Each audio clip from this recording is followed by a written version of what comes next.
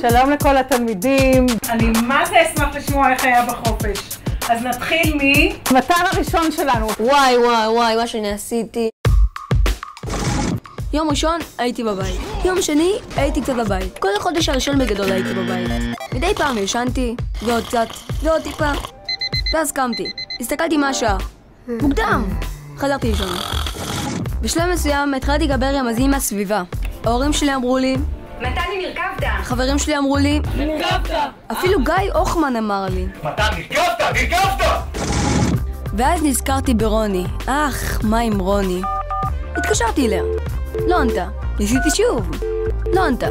כתבתי לה הודעה. היא ראתה אותה. ולא ענתה. התייאשתי. סתם. רוני, תפתחי! זיהתה אותי ישר. שאלתי. למה לא עניתי? התגעגעתי. התגעגעתי, למה את לא עונה לי? נראה לי אני מאוהב.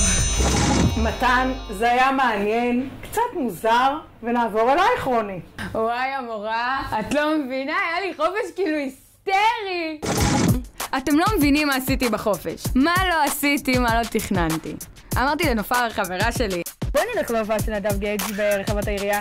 ולשוק, ולצופים, ולקארטינג מכפר גבירול. תכננתי שנהיה בבריכה הכיפית בווייסגל, שנלך לקניון, או לערב סרט באושיות. נו, ועשית הכל? בערך.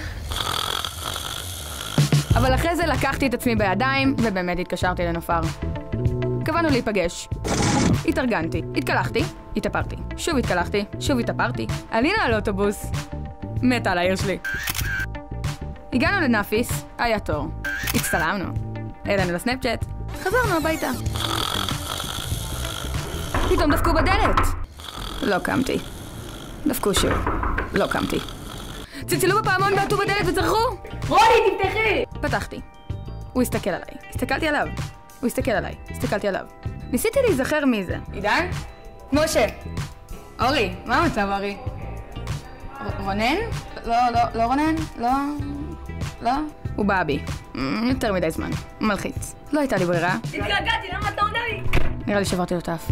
קיצור, זה היה החופש שלי. חוזרים ללימודים. היה נעים לשמוע את כל החוויות של כולם. עכשיו אנחנו צריכים להוציא את עבודות הקיץ שעשיתם. נכון שכולם עשו? שיט.